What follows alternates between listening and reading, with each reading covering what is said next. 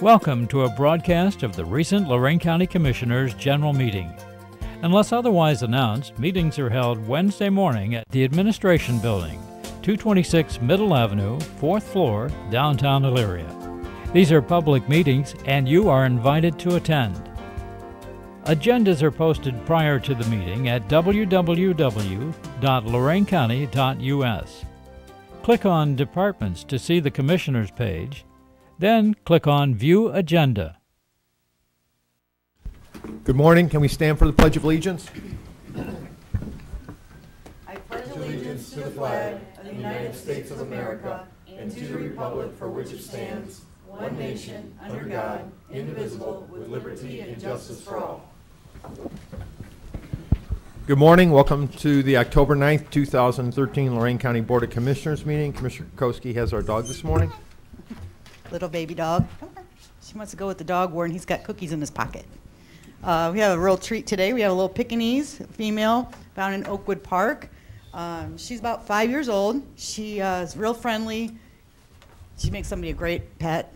Come down to the dog pound. We have like 30 dogs to choose from. So if she's not your style, you want a big dog, bigger dog, littler dog, we have all sorts of dogs down there. So come on, pick out a pet for you and your family, and help us so we don't have to put any dogs down, because we don't like to do that.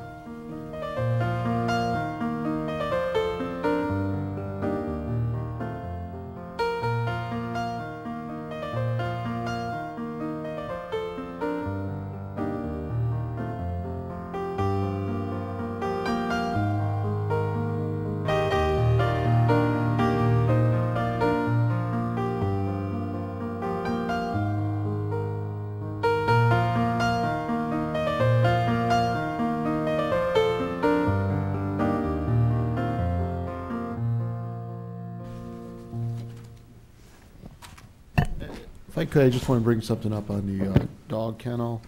I noticed on Facebook a lot of people are posting that they found a dog in different cities and that, trying to relocate the dog to the owner. If you could also just contact our dog kennel, let them know you have it, because a lot of people do go to our dog kennel looking for their dog, and I think that would be helpful as far as finding helping reunite the dogs with their owners. So just wanted to bring it up. I'm seeing more and more people posting on Facebook, but they're not contacting the dog kennel. Mm-hmm. Ready? Madam Clerk? Judge Burdge. Good morning, Judge. Good morning, Commissioners. Good morning. Tim Louie from the Common Police Court. Thank you for the opportunity to come to you today and bring you up to speed from our last conversation regarding trying to find a permanent location for the Probation Department of the Common Police Court, the Adult Probation Department. As you may recall, at our last meeting, we were wrestling with trying to find a long-term solution for the Probation Department. For many years, they've been moved from location to location, never in ideally situated. That has always costed money and resulted in less than ideal production for them. When we last met, the court was examining the proposition of locating them on the 5th floor, the undeveloped area of the Justice Center. And we had some preliminary estimates from the architects. These were probably more than a year ago, and before the Probation Department had continued to expand, actually even before the PSI Department. So at the conclusion of our last meeting, we were tasked with going back and getting you a more realistic estimate of what a true cost associated with moving the Probation Department into the 5th floor. And those are what I provided you today. What you will see is 3 documents. One is a physical layout prepared by the architects that would lay or position the Probation Department into the 5th floor and leave one bay. There's typically 4 bays available for a courtroom on each floor of the Justice Center, and our proposal would utilize 3 of those bays and leave one remaining bay for future court expansion. And please, if you have questions as I go, feel free to interrupt. The next document you'll see is actually referred to as the Lorain County Justice Center Probation, PSI, and Laboratory Spatial Program, and this was also prepared by the architects. We provided them an indication of what our spatial needs are, square footage needs are, office needs were, and from that they were able to construct and make a indication to us as to what our total square footage needs are. You'll see from that, the second page of that document, that the projected square footage needs for the combined probation department would be approximately a little bit over 15,000, 15,469. The final document you'll see is essentially a cost estimate. The way they broke that down is essentially some of this was new to me, and Gary Fisher from Arkinetics can explain if you have any other further questions. But essentially, in any building project, you're going to have areas that are directly related to the project itself. In this case, the expansion cost for the area for the probation department, but there's also going to be common areas. And so in designing their cost estimate, they said, look, some of these would be necessary and would be attributable to the common area. For example, when you expand if you ever expand for that last courtroom, there are costs that need to be built out now, but really flow to and are also attributable to that. So that makes up what the breakdown of this is. But essentially, if you look at all those numbers, you'll see a cost estimate range of anywhere from $2.75 million to $3.35 million for this project. 2.5 to 2.75 and 3.35. all right. The fifth floor, what is the total square footage on that floor? I don't know the square footage of that last courtroom space, because we're taking, all but. You have to talk in the microphone. Sorry, Gary.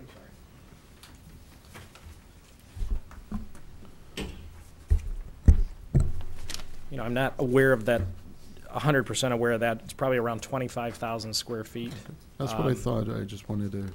So it's you're probably looking about leaving 10,000 square feet. Correct. For a court. Yeah, for that last courtroom space. Okay. And you looked at the heating, cooling, everything in the system. I know they got different zones there. That's correct. So all of that is accounted for in the budget. All right. And in fact, I think that a portion of that first, if you look at the first page, building commons and toilet rooms, that kind of stuff, that's almost $500,000. And again, some of that would inure to future expansion. So while it does, and it's appropriate to associate it with this project, it's not all directly related to and only benefits the probation department. It would also go to any future expansion for that space. If there's ever a need for an additional courtroom. Yes, sir. Yeah, and basically what Tim's referring to are if you walk off the elevator core right now, nothing is finished. The restrooms aren't built out, the hallways aren't done. So if you looked at any floor in the building and looked at that corridor construction, all that needs to be put into the space. So it would need to be serving this function, and if the future courtroom goes in, it would also serve that. Can you go over again which departments would be going into the fifth floor? Yep, that would be currently probation consists of, it's all the probation department, but physically right now probation exists in the Columbia Gas Building. That's the PSI department. The probation department also exists in the old courthouse. You also have the crime lab and the drug lab, which are also located downstairs in the basement of the courthouse. Now, part of that falls within the commissioners. So, again, if you're looking for funding sources, one of the things you may be able to draw on is the crime lab levy, or the crime levy, because, again, this lab would be moved over along with the rest of probation, and so the revenues are dropping on that. Sure. Maria Val. I mean, there's nothing to look at for that. Money's minimal at best. I mean, we had talked about this. My major concern, I spoke with Judge Rothgary last night. He said the common pleas judges are for this. I don't know, DR, they've sort of like deferred. They haven't had any input as of yet on how it's going. And I always have an issue with paying for anything for PSI because the state dumped that on us. Absolutely. I really do, and they won't give us anything. But $3 million is a lot of money. Absolutely, Commissioner. I mean, we have a sales tax on the ballot where we're looking to bring in additional revenues by raising sales tax and lowering the property tax, and we're looking at a $3.5–4 million shortfall next year even with the new revenue numbers that we received. It wouldn't be my position, Commissioner, that this is an easy decision or a cheap decision. The way I would characterize it is, but based on our last meeting, I believe we were all of the mindset that we are spending money or will continue to spend money to keep the status quo. Right. And that seemed to be untenable, not an ideal solution. And our job was to at least bring you an option. Right. I remember that. That's what it discussed, because I was looking for another facility. I know we've proposed that. Absolutely. It's a lesser square foot print, but you know, the cost is probably 20% of what this build out might be. And I don't know what, Jim, what have we had back on that? We're waiting for a retrofit of some sort. If they could look at that other building that we have through the Port Authority that we received through the land bank. Actually, I can't do anything with that because I need to look at the expectations of what that construction will entail. Because that place is what, about 6,000 square feet or 7,000 square feet? It's much larger than that. They can be built out totally? 10,275 was at least what I was given. Is that what it was? Okay, Yeah. all right, then I don't have that paperwork with me. It's So sitting on my desk. With the build-out expectation that they prepared for the 5th floor, Yeah, it's a totally different project. you know, and I can't squeeze it into that space. Right. So we have discussed that list of expectations. Yeah, my But big that is a concern wish the list, dollars. is it not? Not at I all, mean, Commissioner. In fact, one of the part like of this... For instance, the lobby, do you normally have 100 people sitting in your lobby? Excellent question. Right now, and Beth, why don't you come up and speak to that? As part of this process, one of the my expectations was that we evaluate all requests as this, and the architects also performed a valuable function for that, us as well. Beth, why don't you speak to the lobby itself? Oh, if I could go in one moment. When I look out my window on Mondays, that's when you do your drug testing, correct? Out in the courthouse? Drug testing is done every day of the week. Okay. For some reason on Mondays, I see the courtyard filled with people waiting to go in there. And I know, sitting down, walking through, which I've done with Mr. Luby, that place is always packed there. And then you'll have another And I'll let 20-some Beth, people outside. I'll let Beth speak to the specific things, but we're looking at over 350 people that go through our various areas a day. Between the PSI, the lab, and the rest of probation, more than 350 people are occupying those spaces at any given time. Go ahead. Beth Swalina for County Probation Department. I did study the last 6 months of traffic flow through the Probation Department, and an accurate number would be about 350 people per day. We have people reporting to see probation officers, and commissioners, if you could remember, we're the intensive unit, so we have the very highest risk offenders in Lorain County. So they do frequently report to see their probation officers.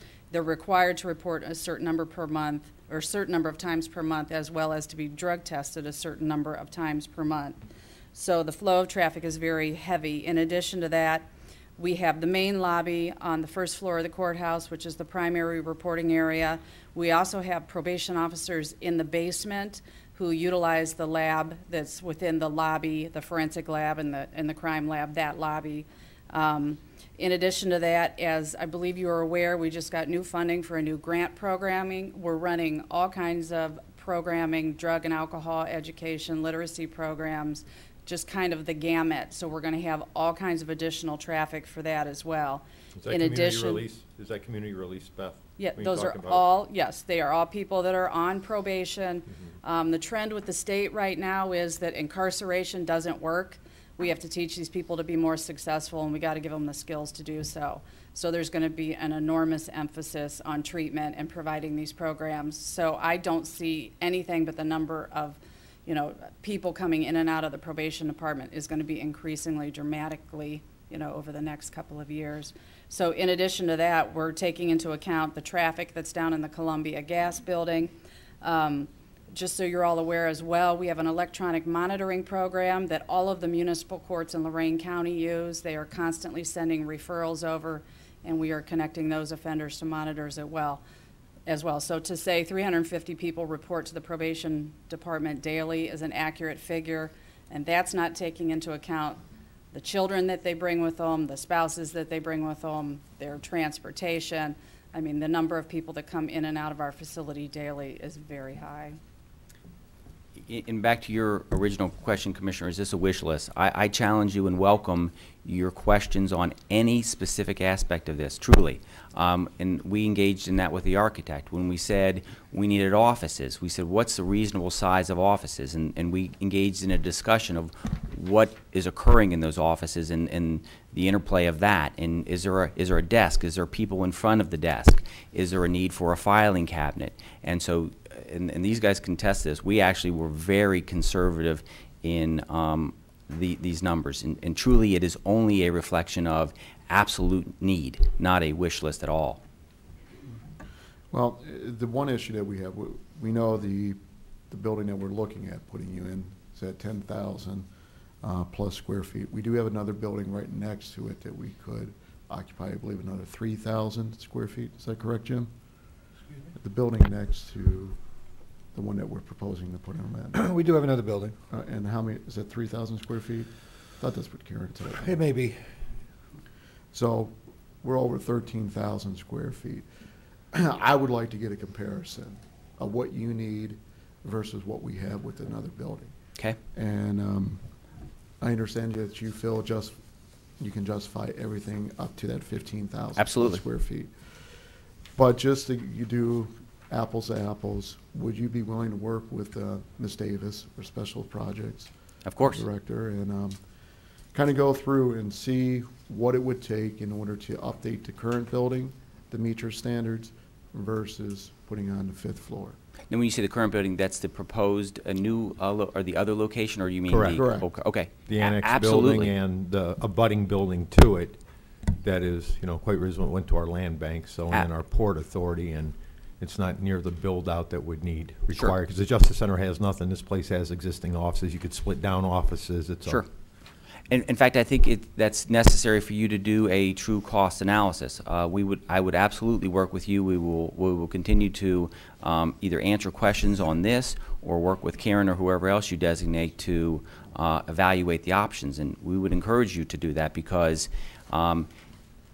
it's all very well and good to say, yeah, we think that other location will work, and now we're going to go spend only $1.5 million compared to $3 million.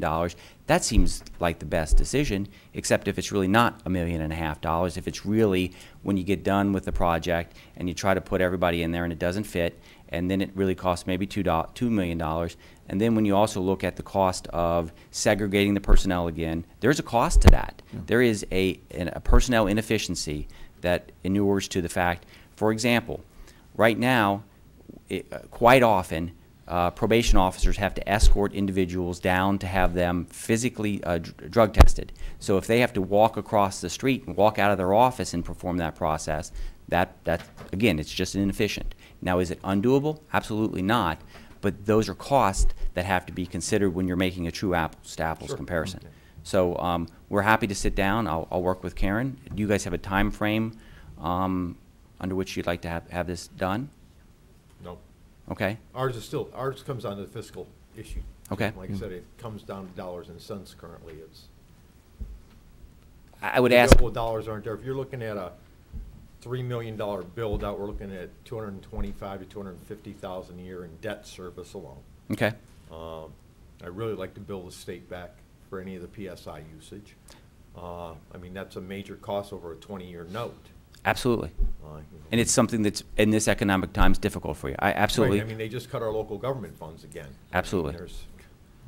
I mean, I work with Lisa probably 3 times a week. Just trying to squeeze more money. To squeeze what we can get, and to find a way to squeeze another $250,000 a year, in debt service becomes difficult. But for the project, I think if we put it at 45 to 60 days, working with Karen, at least to get a cost comparison, so we know what the cost is. And I think after the election, we're going to have a better idea of what our budget is for next year as well. Absolutely. So we'll know for sure. Right. Not a better idea. We'll know for sure. So would you agree to having Karen work with him, giving him 45 to 60 days? Well, whatever works for you. You guys know what you need to do. I will make myself available. You might get it done in 3 weeks. So that would be.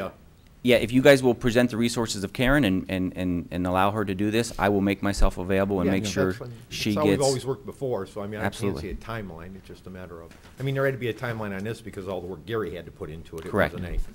now we have a footprint of some sort, now trying to make it fit within the facility we might have already versus building out the Justice Center. Absolutely. And Beth, you really don't want to be there.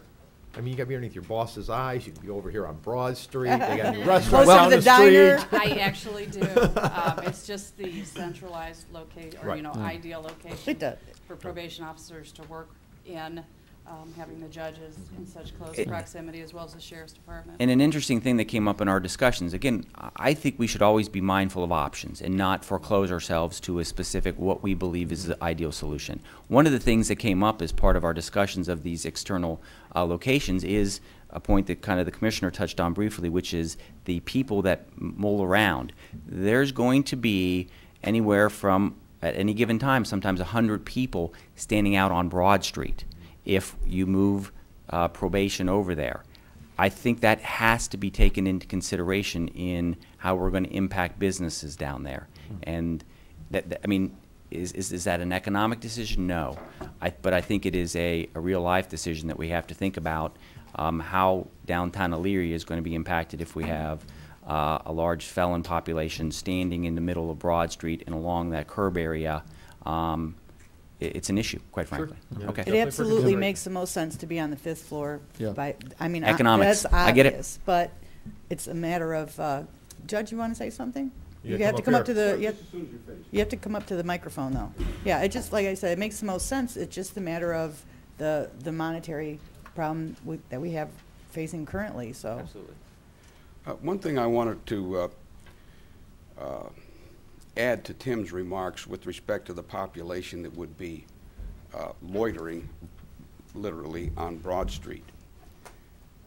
We got a direction last year from the Department of Correction telling us who we can lock up and who we cannot lock up.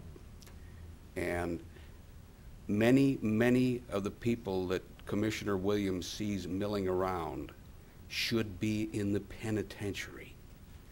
They are the most dangerous people in the state of Ohio that are not behind bars. And the reason I mention that is because in many years past, when we put someone on probation, they were really a good risk. Most people made it. Now, until we start the type of programming that Beth's talking about, it's going to be a revolving door. And I just want you to be mindful when you make a decision to consider what we will be doing to the surrounding community if we plant right there. It's kind of like asking to put a slaughterhouse next to a hotel. And I think that should be a consideration, just our community relations. Beth, has recidivism gone up? I would say, You gotta come here. I'm sorry. Sorry, you gotta be in the microphone. You're on TV right now. I would say in the last couple of years, it's stayed relatively the same as far as our recidivism rates.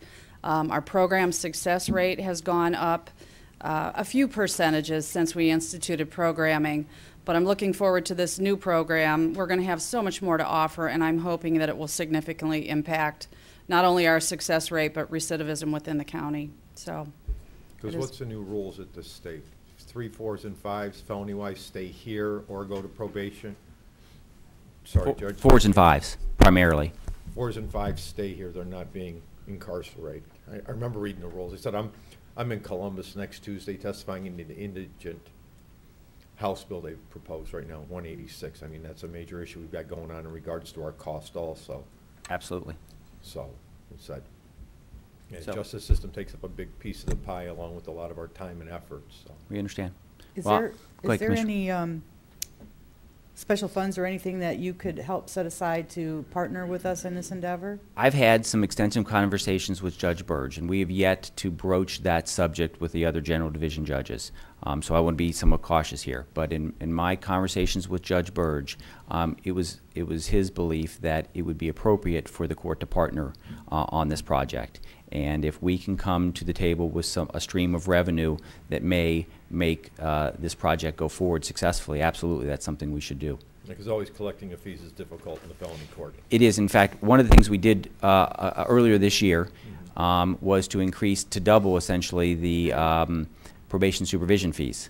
And while, again, considering the population that we're dealing with, I don't expect that that's going to result in a doubling of revenue. It will substantially increase possible available funds. And so that would be one source that we could look to assist in perhaps servicing a debt if ultimately we go with a project that you feel is quite realistically expensive. I understand. Putting everybody in the same place, isn't it going to be more cost effective? Is there a way that it would decrease your budget demand? I will tell you unquestionably from my perspective as an administrator, it will. We have, for example, 3 personnel that are in 3 different locations for receptionists. We have 1 lobby that obviously goes down. We have a problem of personnel having to run back and forth, quite frankly, to the court. I mean, it's just across the street, but there's 10 to 15 minutes by the time they get out of there, going through security and stuff like that. I am frightened every day about the security situation over in the probation department. I got to tell you. I worry about those people. They are in a difficult situation. We do not have the appropriate level of security for them. That issue goes out the window if they are in the Justice Center. If we move to a new facility, quite frankly, I mean, we have not, that issue has been kicked down the road because of the physical limitations of the old courthouse.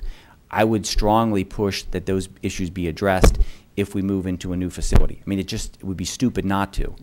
And so those are additional costs that would have to be factored into that proposal, additional location that would already be taken care of in the Justice Center.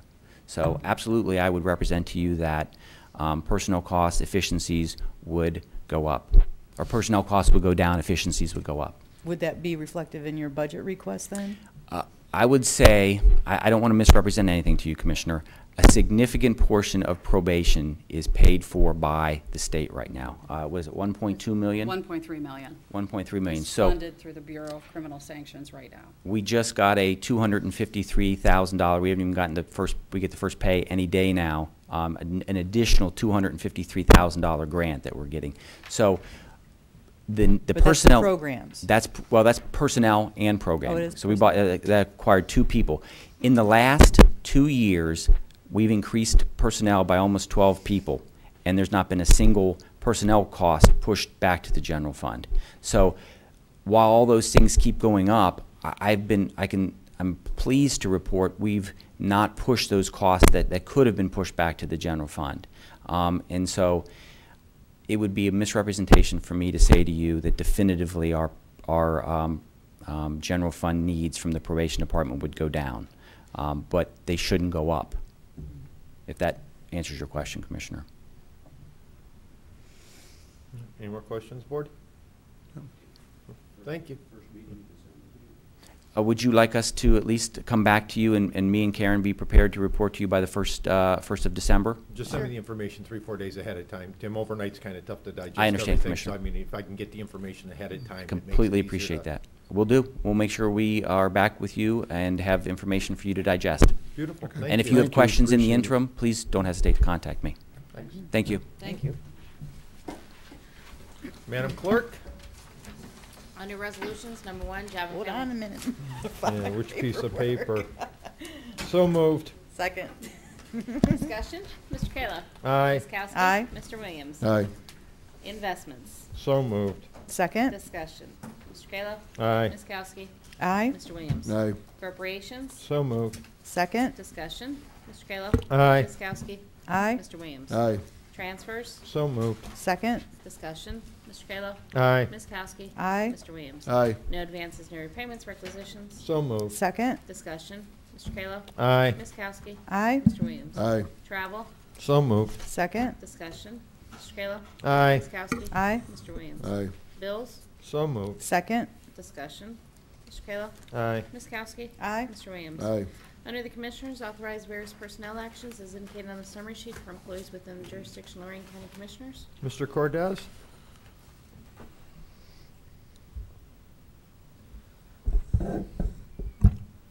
Thank you, Commissioner Kalo. I do have a few potential hires at Solid Waste, the Collection Center, Job and Family Services, and Golden Acres I wish to discuss with the board.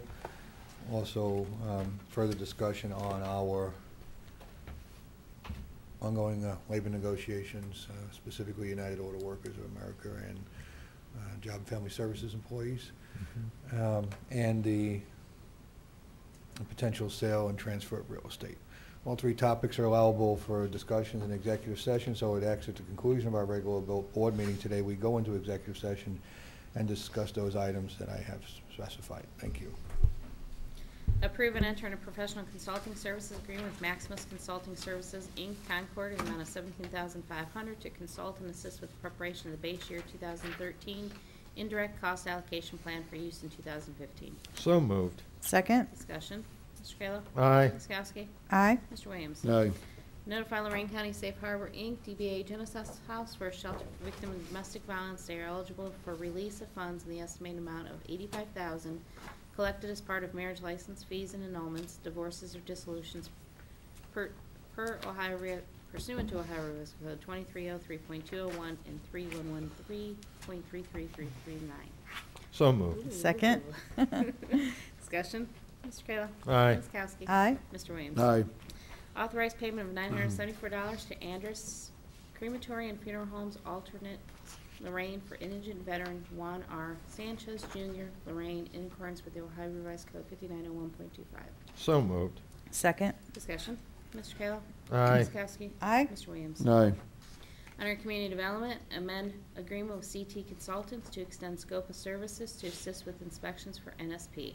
Said amendment is to reflect the additional services for acquisition, rehab, resale activity, and demolition rehabilitation assessments, and total agreement not to exceed $15,000 to be paid from the professional services account. So moved. Second. Discussion. Mr. Kayla? Aye. Ms. Kowski? Aye. Mr. Williams? Aye. Award various contracts for homeowners to receive grant assistance for CDBG FY12, which includes contingencies for any unforeseen change orders to be paid from the home repair account, and these being the most responsive. 1, KMU Trucking and Excavating, Inc., Avon, in the amount of $3,740 for Francis Sarday at 32657 Bell Road, Avon Lake, for separation of storm sanitary lateral. 7 invitations to bid were sent out, 3 received. J. Kilby Enterprises, Inc., North Ridgeville, the amount of $5,665 for Deborah Leon at 127 Beck Road, Avon Lake, for separation of storm sanitary lateral. 21 invitations to bid out were sent, 4 received. KMU Trucking and Excavating, Inc., Avon, in the amount of $3,740 for Richard and Heidi Schum at 226 Vinwood Boulevard, Avon Lake, for separation of storm sanitary lateral. 22 invitations to bid were sent, 3 received. KMU Trucking and Excavating, Inc., Avon, in the amount of $3,740 for Kimberly Myers at 301 Inwood Boulevard, Avon Lake, for separation of storm sanitary lateral. 8 invitations were sent out, 3 received. And KMU Trucking and Excavating, Inc., Avon, in the amount of $3,795 for Michael and Lisa Mraz at 132 Vineyard Road, Avon Lake, for separation of storm and sanitary lateral. 16 invitations were sent out, 3 received. So moved. Second. Discussion. Mr. Kayla? Aye. Ms. Kowski? Aye. Mr. Williams? Aye.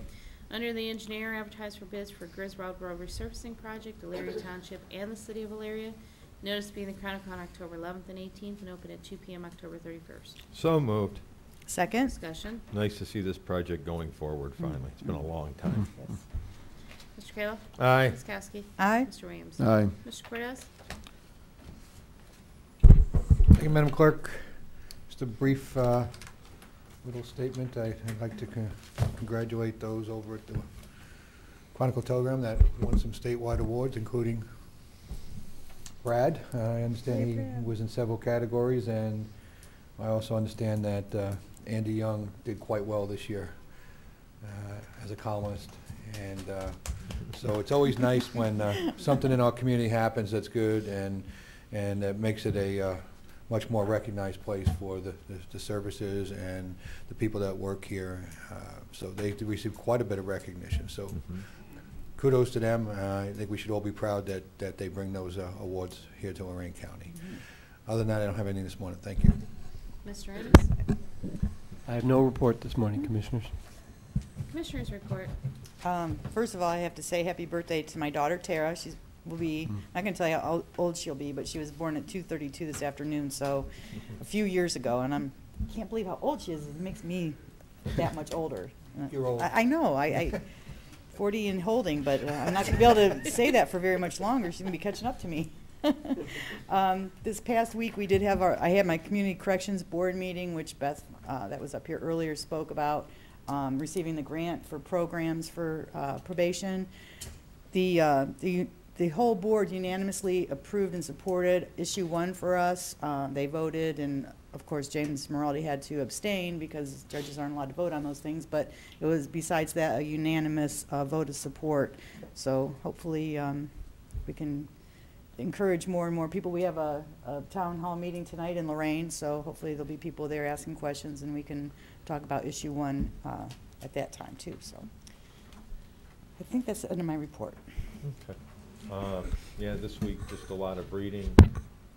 Also, it's always policy meeting met, and we have to start working on our next plan. So that's always good. It's nonstop doing the planning. Yeah. We had a small turnout, but Bill from Carlisle's always there supporting us. And he's here supporting us. Yeah.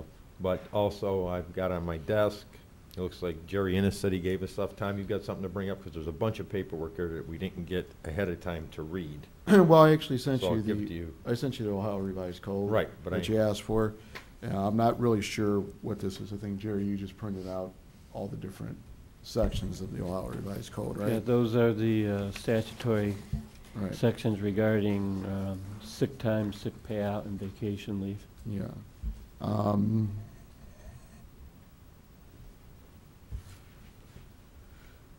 We talked about the sick time, and you should have received a spreadsheet from Lisa regarding the amount of sick time that's been paid out over the last 5 years. It was close to $1.5 million. It was more than 5 years. It was back to 2005. 5 years, right? The first one. The first one was 5 years. The first one. General fund reimbursed to general fund department. Okay. Okay, so the first email you received was for 5 years. The sick time payout was roughly 1.5 million. And if you take a look at the Ohio Revised Code, and Jerry, correct me if I'm wrong, basically if you can get up to 1/4 of your accumulated sick time up to 30 days, which would be equivalent to 240 hours. That's correct, Commissioner. And if you take that, if we would have had that policy in place during those 5 years, we would have saved roughly $1.2 million. I don't have those numbers in front of me, Tom. Well, the simple math is our current policy is hour for hour. So if you just divide it by a quarter, it comes up to 1.1 some 1.1 point. And that's all general fund? Is that that's general fund? Other departments like motor vehicle gas tax and all those different? Those ones we do not see because we don't reimburse for those. I saw those on here though. That was a separate one. Oh. Okay. So yeah, it would be more money if you consider those other departments. This is just general fund money. And if you take in the account for everyone who's above 960 hours, which would give you the equivalent of 240 based off the state standard of a quarter of the hours that they're able to cash out, it gets up to the 1.2 million. So I started talking with Jerry about it to make sure that I understood the code correctly. And what I would like to have the board consider is actually changing the policy to go to reflect the standard of the code, which would be a 10-year payout. You have to have at least 10 years of service in order to get the payout. And then also, it would be 1/4 of your accumulated sick time that you can pay out up to 240 hours. This is something, Mr. Cordes and I were talking through this, and one thing that was brought up was the fact that in a payout such as sick or vacation time, we don't pay PERS on that, so we're saving, what is it, 13%? 13.75, almost 14%, right. On the fact that they're getting paid out this way. Had they worked, we would have been paying them even more, or paying out even more money. No, we're not paying out. There is a savings there. There's also the amount of production also, because they don't get to accumulate, then they're going to use it, I'm sure. Well, always becomes an issue. Right, then Well, you, yeah, then you let have me people correct calling something off real quick. sick. You're not paying any more because they're already, that's included in their salary. So you're not paying any additional. What are you talking about? You said that you would save the, if they're using their time. No, if they're using their time, we're paying them.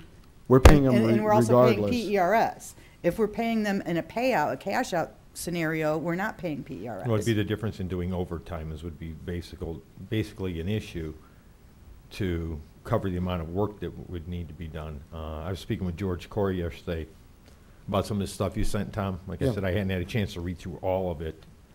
And you end up having to, speaking of attorneys, just manning courtrooms and bodies, the amount of vacation leave, a lot of employees are taking 0, 1, 2, 3 days, and they build up a matter of manning just courtrooms alone because they don't overstaff like private sector would do. Like Ford has, they Right. expect 10 or 12% absenteeism a day, but the place has to run. Jerry, can you probably participate in this with me? If you took your accrued time off, we'll just take Jerry in this because he's our attorney up here. You're what, 25 years in, so you're entitled to 5 weeks vacation a year, Jerry? That's Well, coming up let's not soon. confuse the I'm things not right going, now. but I'm gonna go to sick time too, Tom. We gotta talk about the entire package. And then you have accrued sick time. I'm assuming you're way over the 1,000 limit because you were grandfathered in based on our 2005. I have about 2,500, Commissioner. Sick hours? Yeah. Jerry doesn't take off work for any reason. Right. So those are the kind of people we are penalizing by trying to change this policy. You're not penalizing them. They're still getting the 240 hours. And for Jerry, because you can't take away what they already earned. And because Jerry is under the old resolution where you could accumulate 1,000 hours to get paid out, he gets to still pay out of 1,000 hours when. So are you talking about new? new employees? Well, no, it would be basically what you earn, you get to keep. And then, let's say there's somebody here that doesn't, they were under the old policy, but they have 0 hours, right? Then they would fall into this new policy. They would not be able to accumulate 1,000 hours. They would only be able to accumulate the 240. Well, they're Excuse at me, 250 right now. Let me jump in right here real quick, though. Another concern I have with that, Jerry, if it's a benefit that was given to an employee upon hiring and changing that benefit, again, speaking with Mr. Corey on it, would they have a standing that they came to work based on a certain benefit, which was, let's say, the 1,000-hour payout?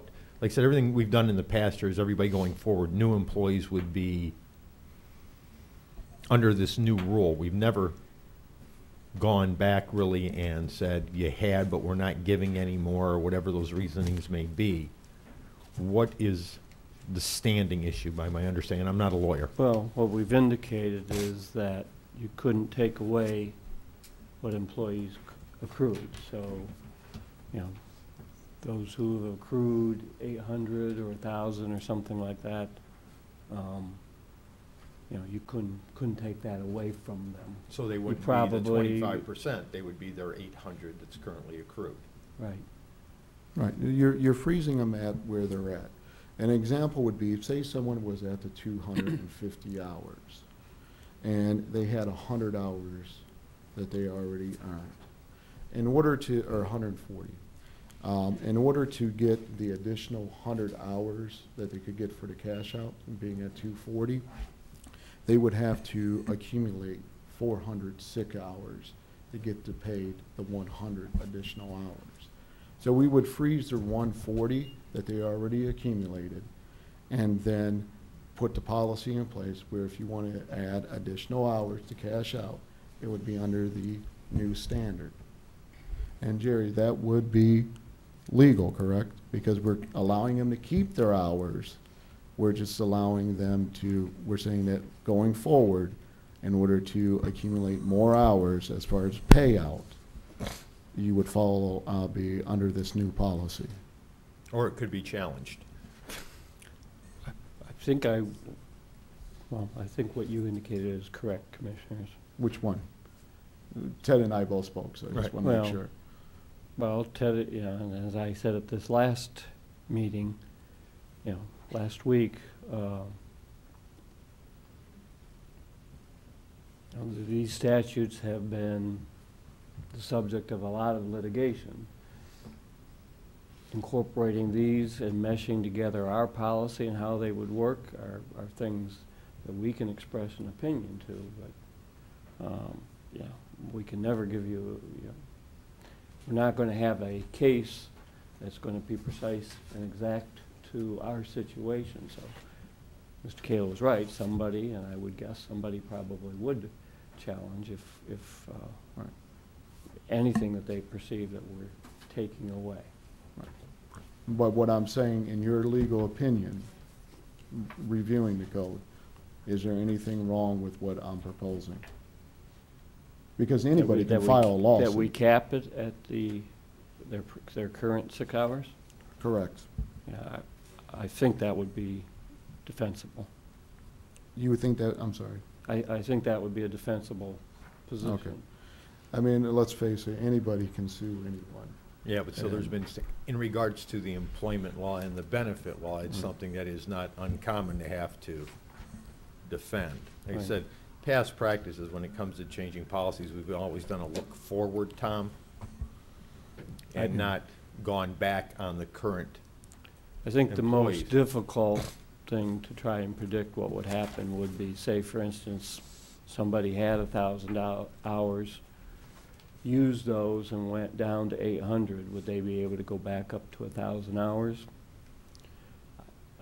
I tend to think that you could probably do that, but that would be the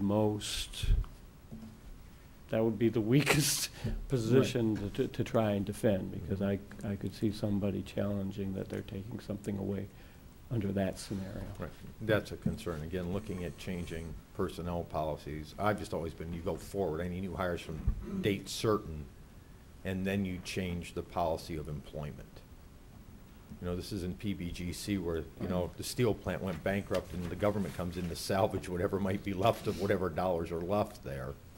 I mean, we're an employer and you come to work under a benefit, and then anything you want to change is always a look forward. Well, that's how isn't this something that we would start with when we start our next round of bargaining, and not like in the middle of?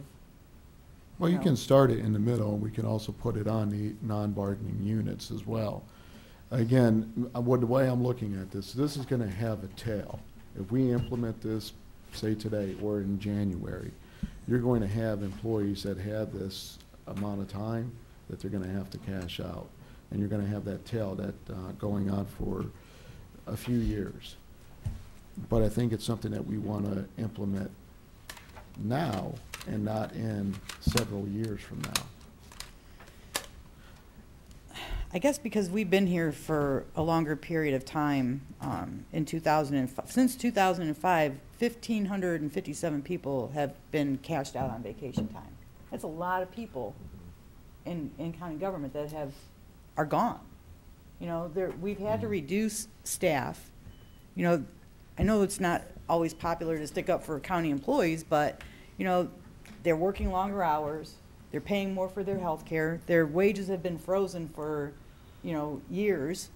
Nobody's getting rich here. And they're coming to work. Yeah, and the people that you want to punish or not punish, take away from or reduce their what they would have coming to them are the very people that are coming to work every day and not calling off sick and using up their sick time. Well, and I guess, and we're asking them, please, you know, if you don't have to go on vacation, can you just, you know. but when we're asking the general public to pay more in taxes, to provide more services, and this is an issue where we can go through and we can do a reduction. We're not taking away everything. We're following the state standard on it. And they're still getting 15 sick days a year. I haven't read through it. Is this what the state's policy is currently, what they're holding all their state employees to in all their departments, or is this just something within the code that this is in the code. I didn't go through and actually look at the state. Okay, I'm looking at what the state standard, the minimum standard is. Well, should we adopt the more generous vacation policy the state gets? Should we cash out vacation time at 100% for 2 weeks a year for every employee like the state does, or we just adopt the draconian policies that they have? Well, I don't know. I don't have enough on it. Like I said, what are they, just because it's written in the code doesn't mean you have. The worst of the worst to give to our employees when, you know, that's not fair. Tom, you and I have discussed this, and I appreciate the position. that you've taken. But, you know, the accumulation of sick leave and then the expectations of some benefit from that in the future, I don't think it's too much for an employee to ask. Now, your policies don't affect me whatsoever, and we've talked about that. And the changes don't affect me whatsoever. I, like Jerry, have enough sick leave not to be here for a year. But I worry about those employees that consistently bring themselves to work. We have employees that come in sick. We have employees that are out sick of sending out emails on Saturday. And you know who I'm talking about across the hall, who we virtually came to a stop in our workers' comp, yet she kept pouring out the work between her medical problems and getting here. And I don't want to expose too much more of that. I don't know that it's too much for us to benefit those people later on for their drive to continue to be in the workplace when we need them. We're down 30 or 40% in staffing. Right. We've taken away paid breaks. We've taken away, you know, any consideration at the lunch hour. We've given additional duties and responsibilities, and we've rung this chamois pretty tight. And I know the general public likes to ride the crest on the public employees' back with regard to what they're unhappy about their situation, because we're a vulnerable target. So be it. But we still have to treat our human capital with some understanding of and appreciation of the sacrifices that they make. You know, and you and I've talked about this, so this is not something that you didn't anticipate me saying. Well, and here's the thing, Jim. I think we are giving the employees here a great benefit. They have a lot of things that the general public doesn't have. They're allowed to still accumulate as many sick hours that they can. There's no way to stop that. What we're proposing is to cash out. So by accumulating 15 sick days every year when the general public doesn't have that, and it's well above the private sector standard, and they're able to actually get a benefit with short-term disability if they continue to do that, long-term disability.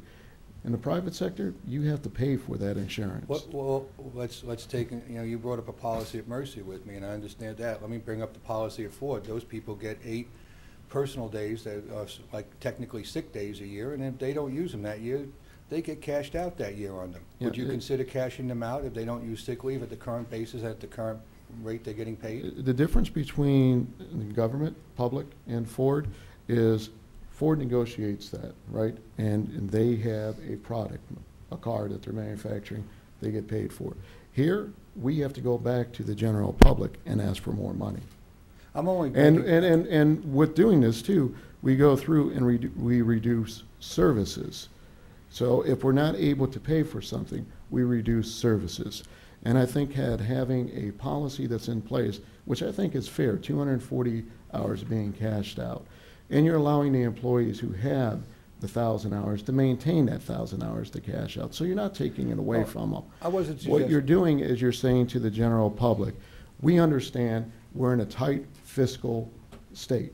We're going to tighten this up and become more like the private sector as well. Oh, I certainly wish we had the ability like the private sector to do the things they do. Raise cost, raise product cost, exit unprofitable lines of business, declare bankruptcy and clean our plate. The list goes on and on about the things that the private sector can do, has done, and exploit the general community at large that we can't do. Right. Okay, so when we make a comparison of the public sector to the private sector, it's like comparing an elephant to a chimpanzee. The big difference, it just doesn't work. Well, the big difference is we go back to the general public and we always ask for more money. Well, so does a private company that raises prices. Right. But you're buying the product because you want it. But there's product out there that you have no choice but to buy, Tom. Okay, let me ask you, $400,000 is what this would come out to. $400,000 between sick time and vacation time, if you went to the state minimum. That's 4 deputies. 4 deputies. We know that we're down deputies. Okay, Tom. What does the public decide? How many people aren't going to be at work though, who are going to use those? Don't come in sick because they don't have the benefit of they're not feeling good. What are we going to do in lost production? They still have that benefit. All you're doing is saying that we're not going to give an hour-for-hour match. No, the problem being, what about the lost production we also are going to have to deal with? And again, I'll refer back because the prosecutor's office, they have to staff courtrooms, and it makes it easier for me. It's kind of hard to staff the clerk, no offense. No, go ahead. But when you're saying a clerk not there to take some paperwork and you close down the clerk of court's office for an hour, hour and a half because of lack of bodies.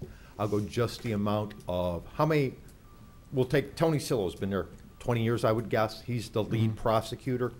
If he's not there, what happens to those court cases, Jerry? I mean, because I'm sure there's not a backup. Well, obviously, the problem we have is that defendants, are in jail, have to be tried within a certain period of time. And, you have to have somebody available, and if... And that comes back down to the employees, and that, when I worked in the private sector, I got sick time too. If I didn't use it, I lost it. And you know what? I didn't look at it as those were times for me to take off. Those were there if I was actually sick. Oh, I understand. And a lot of time, I actually went through and I lost that time.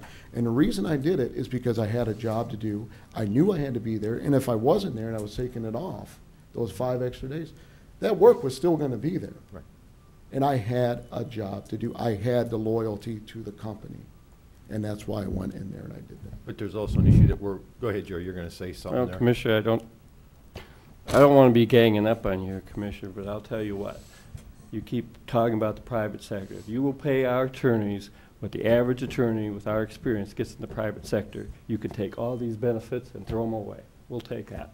Pay us what the private sector pays our attorneys.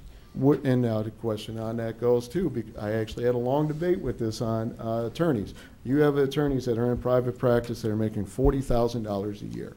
Then you have attorneys that are in corporate law that are making like $500,000 a year. And Jerry, there's no doubt in my mind what you're worth because I know what you do. But there are other individuals who are going to fall more into what they currently get paid. And it's a current paycheck. You get it consistently every week where you have attorneys out there that are busting their butts trying to get the cases. And then you have individuals who don't pay the attorneys as well. And you could talk to the legal bar, and you could talk to the Bar Association on that. I have a lot of attorneys that are friends. I respect them, but I also hear horror stories where they put in thousands of hours because once they get involved in the case, they can't go to the judge and say, you know what, I'm not getting paid, judge, so I want off this case. I would compare, we've lost 11 lawyers since we started cutting back.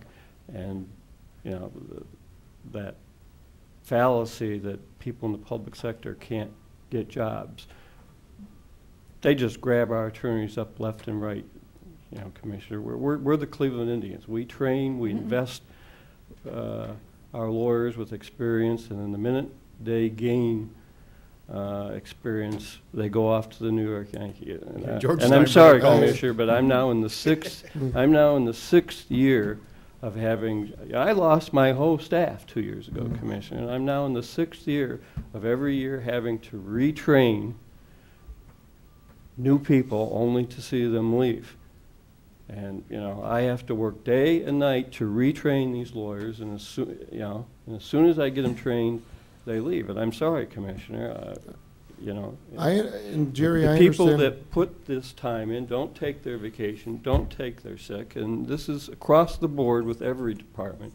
Your good people are the people that are accumulating these hours. These are the people that dedicate themselves, and quite frankly, I'm just fed up with being treated like some kind of quasi-welfare person because I work for the government. I'll compare my work hours, my experience to anybody in the private sector, and most of our staff is the same way, Commissioner. I'm like Jim. I am just fed up with being attacked as some kind of slob.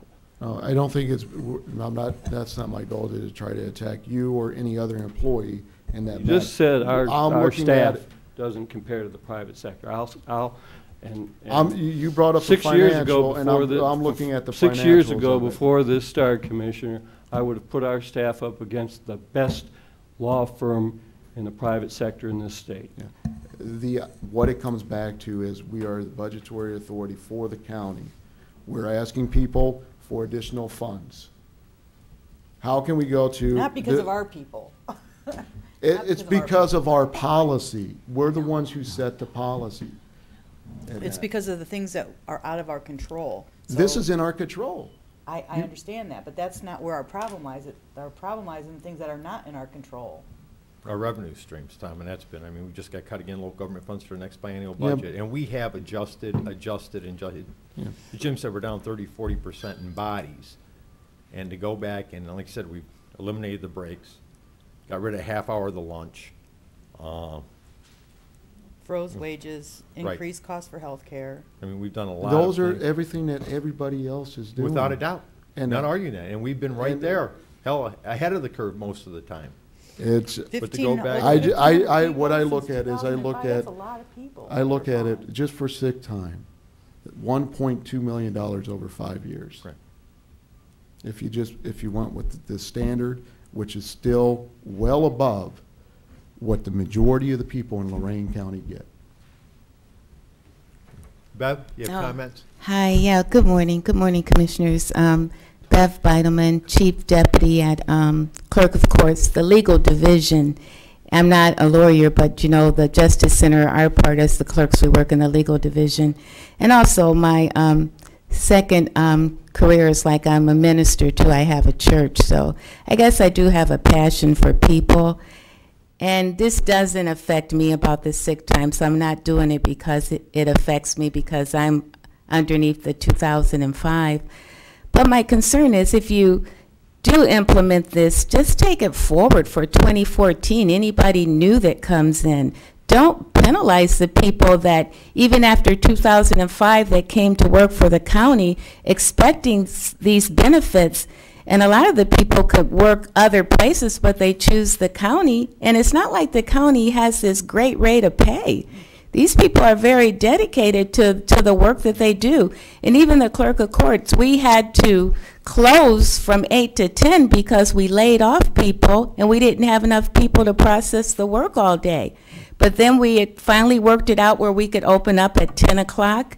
And our girls and gentlemen, they're doing a great job. And they bring in revenue for the general fund. They collect the fees. And, you know, they're very important. So we want to treat them like they're important. They are important. Yeah. Now, you bring this up. Yeah. The 250 hours. Mm-hmm. Okay, when you get above the 250 hours, because everyone's saying, well, they're not going to come in if they're not going to benefit. Once you reach the 250 hours that you can get cashed out, Right. are you saying they're not going to come in to work after that because they're accumulating all this time and they're going to use it? No, most will probably come. Right. But then you have So, exceptions to every rule. They may not even accumulate that time. You Yeah. offer them 25 cents on the dollar. It doesn't take a mathematician to figure out that's a raw deal. Yeah, they don't make that much. Some of them even qualify for a lot of the benefits that you can get from social service, especially single parents. I mean, they're like at the poverty level. Right. So you have Well, to think the about thing that. is, the people that are making it up Yeah. are not at the poverty level. The ones that are truly making, if you go through and you look at the cash payout, I'm not talking about someone that cashed out 10 hours. Yeah. When you look at the people that are cashing out, George Corey is one of them. He retired in 2009, did a cash out of $30,000. He's still back there working. There are a lot of individuals like that. In your office, I don't want to mention the person's name. Right, but good. She retired multiple times and went through, cashed out the one time. It was $30,000 or $40,000, and then still held a job there making probably $50,000 or $60,000. Well, you know, now it's like we have a whole new group of people, and believe me, the new people that are going to cash out, those days are gone. Right. You're not going to have those people leaving with that type of money anymore. Yeah, Not at all. Just for the record, we don't control whether somebody retires in a different department and rehires. Yeah. Yeah, I know Commissioners have, well, I just want, For the public. obviously, we're having just an intellectual discussion here. I just want to make the general public aware that under the commissioner's authority, Right. we have never, ever cashed out and brought somebody back to a job. Right. Right. And in fact, there's procedures we would have to go through to do that anyway, that were enacted a few years ago. And Commissioner Williams, you have a great passion for the people of Lorain County, and I know they respect that. And you're just looking out for their funds and asking for more money. But then don't forget all the people that work for the county. They're Lorain County people too.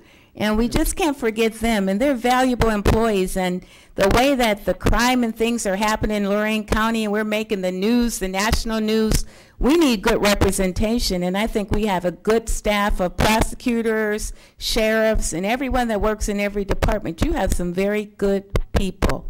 So we want to treat them like they're very good people. And you're right, we do have good people. Yeah, I'm just good looking people. at a fair policy for the taxpayers on it. And we haven't Yeah. got into the vacation and the way this conversation is going. I It's think crazy, it's going to take yeah. a sour note as well. But that But, was you know, I do struggle with that because I looked at the standards with the vacation time. Sure. And we're paying out on roughly $165,000 a year for people carrying over vacation as well. And I don't like the payouts. I think everyone up here and everyone in this room understands I don't like the payouts. And, you know, on we it. have a limit in how much vacation we can carry over, too. 3 years. Yeah, we make them use it. 3 years, State which comes out to 600 hours if Yeah. you're here for the 20 hours. Right. Okay, that's nearly 30% of the working year. Oh, 25, you're talking about the 25-year employees with the 5-week vacation. Right. Yeah. So. Well, thank you. I appreciate you on that. I'm just looking at, we are asking for a levy. This really got brought up because of what happened with Mr. Stewart. My phone has been going off to ringing nonstop because of this. I have people asking who actually read the Ohio Revised Code, asking why we're not doing it. And I agree with them. I think we should set the state minimum on it. They're still getting the 15 hours. They're getting a lot of benefits that the general public doesn't get. And we're not going to take anything away from them. It's just implementing a policy as far as the cash out goes. I think you'd go farther with this if you implemented it on new employees starting, you know, at a set time instead of Right, time talking certain about the employees that have been accustomed or relied upon or, you know, have been guaranteed basically what they've been getting. And along with the code, Tom, and I'm not disagreeing anything in the code, I mean, and I really don't have a problem with going forward, anybody after a date certain. But my issue being is if you're going to use the code, you can't just take one piece and say we're going to use that part of it. You need to go through the entire benefits part and see what is there or not. As Jim brought up, the state has payout. They just started, in fact, and I don't know all the state payouts because I don't work for the state. It just started in 2013. They adopted, because under the new administration, they had people that were accumulating vacation balances, so they started allowing them to cash out 2 weeks. At full Now, pay is that every in year. Ohio Revised Yes, Code? yeah, I got it right here. Yeah. And you know what? I think Those are the issues you need to look at, Right. all-encompassing, not And I single even- issues. It would be an all-encompassing, looking at the benefit package of county employees and and what's I agree available with under you the there. code. You don't just pick one and No. throw a dart No, at no, it. no. Now, mind you, our cash out policy, we do allow cash out. We have been trying to reduce these balances. Correct. But we allow the employees at the end of the year to select, and we pay them 50 cents on the dollar. The state is paying dollar for dollar. Right. Right. Now, is the state doing it? Are they going above the Ohio Revised Code? Oh, it's in the Ohio Revised Code. Tom, At Ohio $1. Revised Code is minimums. You can do anything Well, that's above what that. I understand. You have to give at least. I'm asking them what is the minimum on it. Because Jim, we talked about it.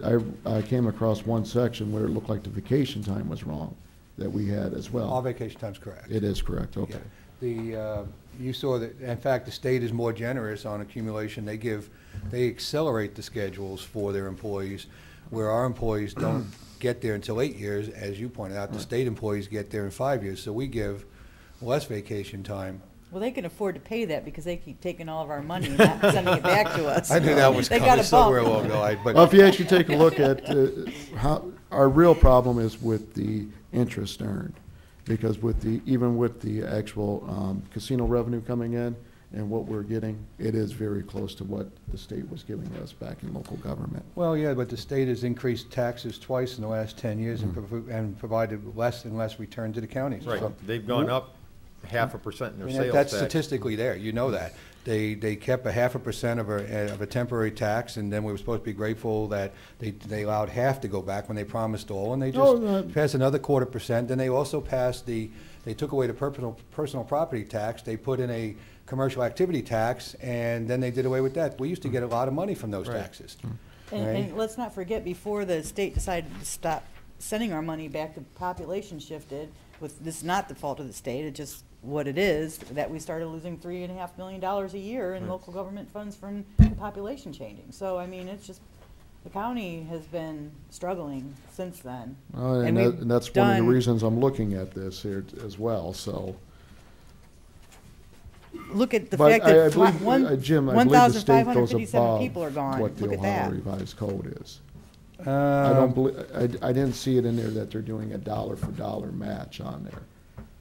Because if they set that as a standard, then that's what we should be doing, the minimum standard. It actually caught me by surprise, Commissioner, because, you know, you and I were talking, and I really quickly pulled out, and it just started. I was actually amazed that they had done it, and I'll get that section to you. You thought I had it here for a moment.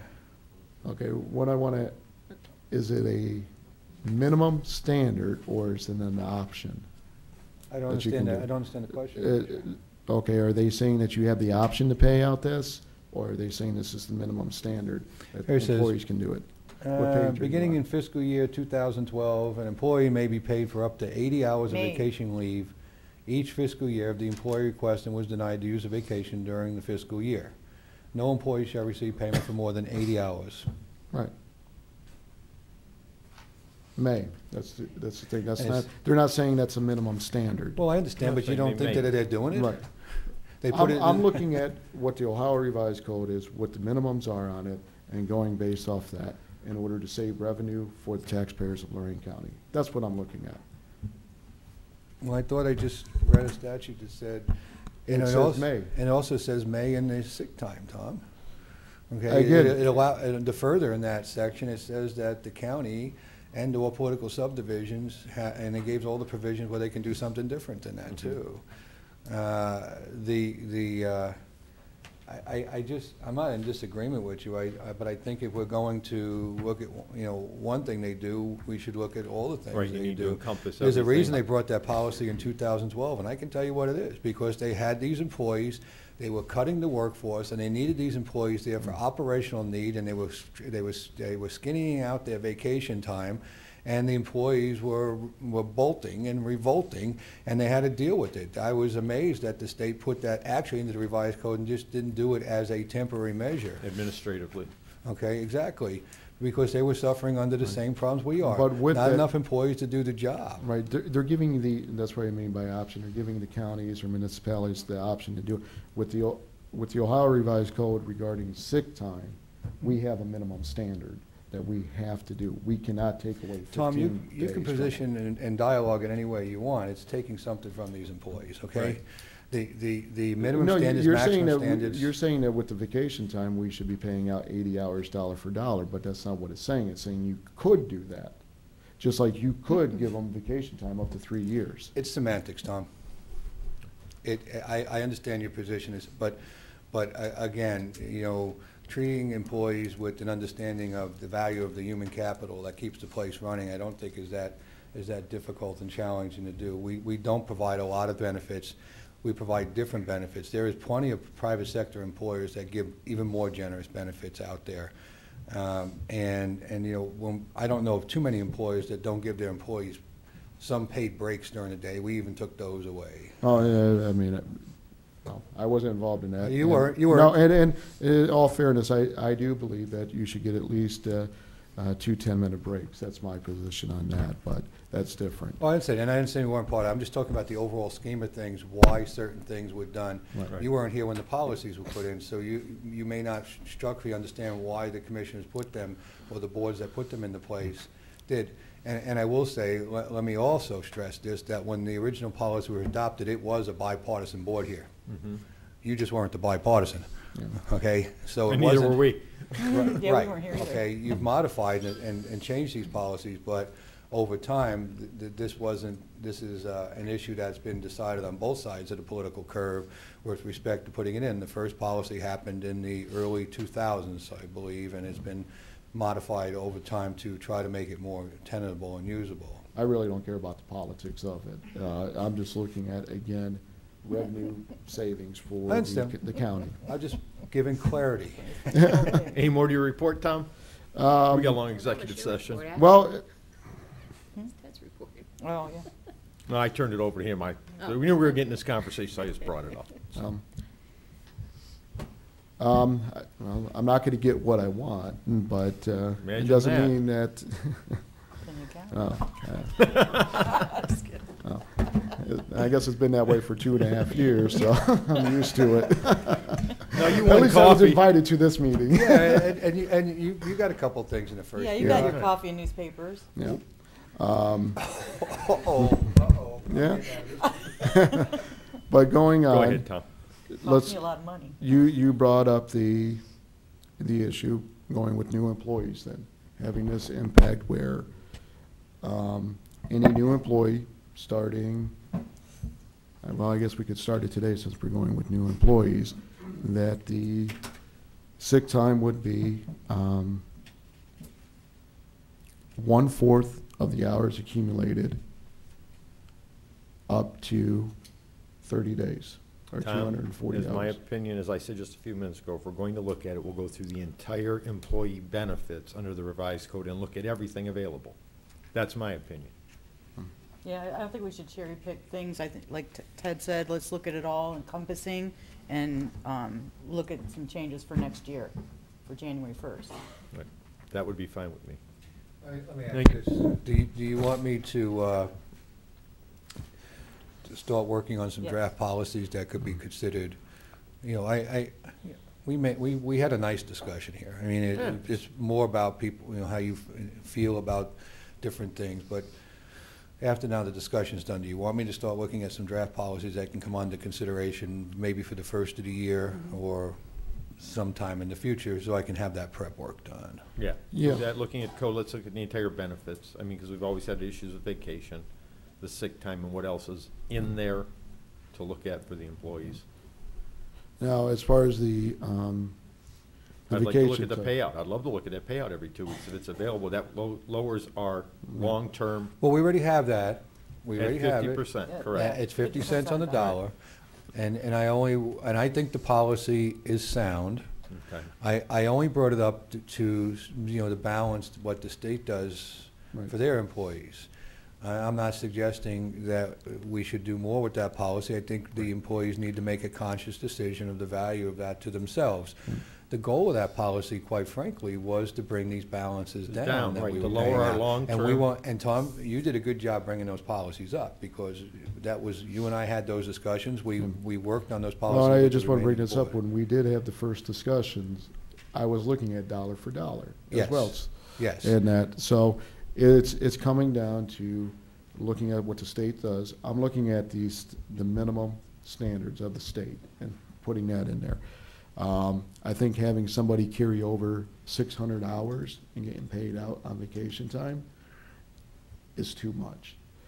However, I do support allowing someone to carry over vacation time if they have the approval of their supervisor or manager or director, if they have something coming up, if they have a wedding, they know they're going to have surgery. Being able to schedule the time in order to take it off. What I don't want to see, or what I would prefer not to see, is that they're able to carry it over and then get a cash payout on it for vacation time. Are we not saving some money on PERS when they're doing a cash payout rather than working those hours? Yes, we do. We saved the 14%. Right. It's not considered pensionable salary. Right. And we don't pay things like workers' comp Right. and all that. It's not based upon a one lump sum payment. But you're paying them throughout the year. If you weren't paying out the sick Well, time or yeah, the but- vacation time, But Tom, the way you position that statement is correct, but at the other end, if you look at it and you interpret it differently, it's not. Because it's like, you know, a car going down the assembly line, and because that person took their vacation, no doors get put on that car. Yeah, you're paying them, okay, but you're not getting a product.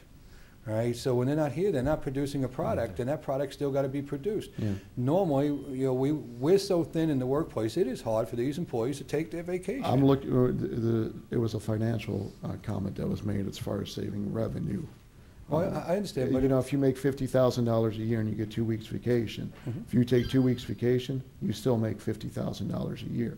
Yeah, but if we're Tom, paying we don't that out, staff, it's going Tom, we above don't the staff the 50,000. backlog for the production need going forward. In the private sector, they have staffing for that somebody throws the door on that car when another guy takes a vacation. We don't have that. The work sits there until Because- they get back. Right. or it doesn't get Or it done. Done or it Done, doesn't right. get done, correct. And so it wasn't as bad, you know, years and years ago, because we did have additional resources and staff. You know, we're very thin. We have more critical path issues with regard to employees. I'm terrified that one of our employees is going to get ill and be gone. I'm terrified that they may need to take a family medical leave, which is there right under the law, and be gone for 12 weeks. There is nobody to back these people up. We figure it out, all right? But, you know, we're doing things in a manner that is not safe for the continued operation. I don't mean, when I say safe, I mean to provide the level of product that we should be providing. And you know, I remember, you know, counselor telling me once there was a time that he could spend a lot more time with documents and a lot more time with things, but now I'm not putting you on the spot, Jerry, but, you know, and you, how many times you told me, I wish I had more time to put with this or put with that. And, you know, we're running the ragged edge in some positions. And, you know, and Tom, I'm not challenging you because I don't understand your position. I really do. I do. But I have to manage these employees every day, and I got to keep them motivated in the workplace, and I got to keep them with a desire to be here. I don't need employees that show up and have apathetic attitudes because we've rammed them into the floor too many times. You know, I was the advocate that brought up pay freezes when things were bad. I was the person that asked to suspend breaks and the lunch hour because we needed more productivity. I was the one that lengthened the workday for our supervisors and management team and did all of those things. And you know, we've applied all of those principles, but good God, we got to lighten up a little bit on them. Well, Jim, I understand where you're coming from. My concern is with everything that did come out with Stewart, that it's going to tank our chance at the sales tax passing. And well, I am concerned about that. I don't necessarily disagree. Now we're looking at... But that was, they didn't follow our policy. They found a loop in our policy. There was no loophole. There was no loop. There was They no just loophole. went around our policy. They ignored our policy. Exactly. People went through, and when they're reading that, it's not, they don't look at it, well, he found a loophole in the policy. They're looking at it as he had, and if Mark would have been an employee, he would have got $18,000 if he would have been an employee. Still, he would have got the $18,000. They're looking at that as you're asking for money and you're paying out sick time of $18,000. It's still going to happen with the people that have those 1,000 hours still sitting there. Right. You know, those That's why payouts are still going to happen. I want to try to change it where it doesn't happen in the future. Well, that's why I said if you wait and we look at a policy going forward and not affecting the people that are here now, those people, most of them are going to have those kind of cash outs anyway. So, we'll wait and see what Jim comes back with. Well, work with you on Tom. I understand where you want to go. And you indicated you wanted to have these discussions out here, and I just wanted them to be free. And well, no, I think it's important that we do have this discussion because pretty much everywhere I go, I'm still getting hit with Stewart and Snodgrass and that, and what happened there. And every time, it's not about the loophole; it's about the amount of money. And that's why I wanted to have the dialogue. And trust me, I knew coming out here, I knew which way it was going to go. And but I still think it's important dialogue.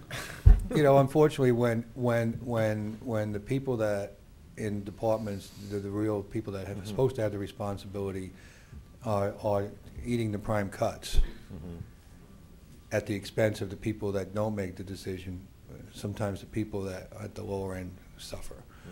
And what was done down there shouldn't have been done.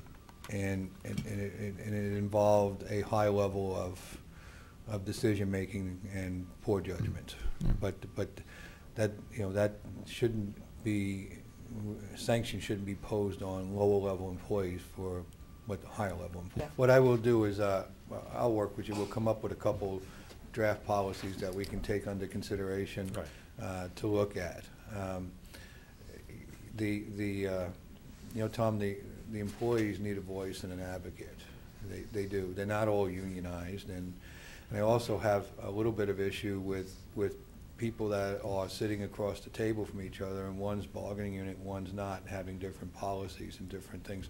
The last 20 years, we've always tried to do the same for each person so that we don't create a division in the workplace. So I mean, there's going to be some challenges with that because we're mid-cycle in our bargaining posture. So implementation. Well, I have a question in regards to that. If we make the policy here, it's not in the bargaining unit, but a new person gets hired to the bargaining unit, they would still stay under the old policy, correct?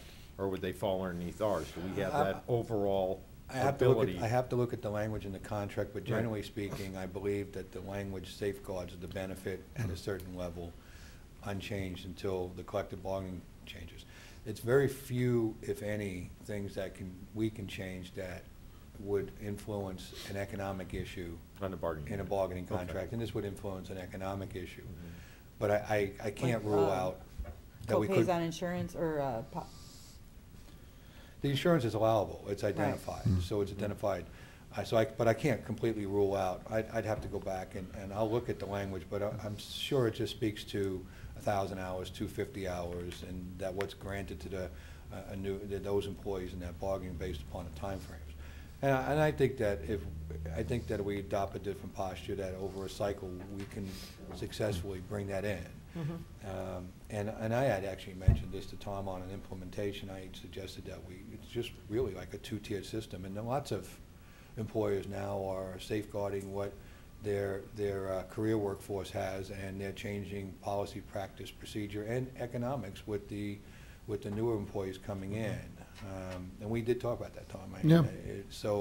Well, similar to Ford, they have the two levels of employment, the old and the new. This way, you hang on to your career employees, and you start a different trend for those coming through the system in the future.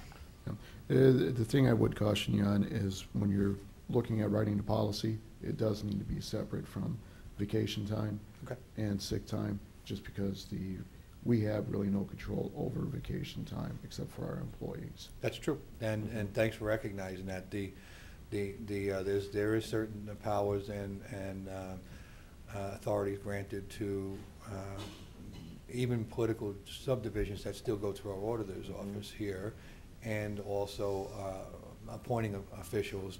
They have a few things that they can do. There's a little bit of restriction in some areas, but the controls are not huge and they're not significant for the Board of Commissioners with respect to those folks.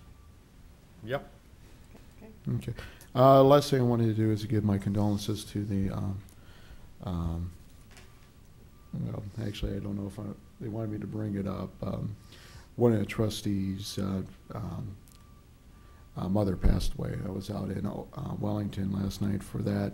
And I want to let Oberlin know they had multiple events going on there, and I was planning on attending that, but I believe going to a funeral of a friend sometimes is more important than going to a political event. Absolutely. End of my report. Madam Clerk? Today at 2 o'clock, we'll have a Records Commission meeting. And Lori already mentioned tonight, Lorain City Hall, Town Hall meeting, October 29th, City of Avon, and the Commissioners proclaimed October as Domestic Violence Month. For correspondence? Move the reading be waived. Second. Discussion. Mr. Kalo? Aye. Ms. Kowski? Aye. Mr. Williams? Aye. Public comment? Anyone wishing to address the board this morning?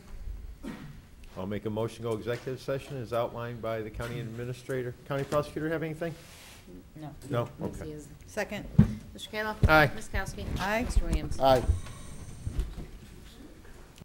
This has been a broadcast of the recent Lorain County Commissioners' General Meeting. Unless otherwise announced, meetings are held Wednesday morning at 9:30 at the Administration Building, 226 Middle Avenue, 4th floor, downtown Elyria. These are public meetings, and you are invited to attend.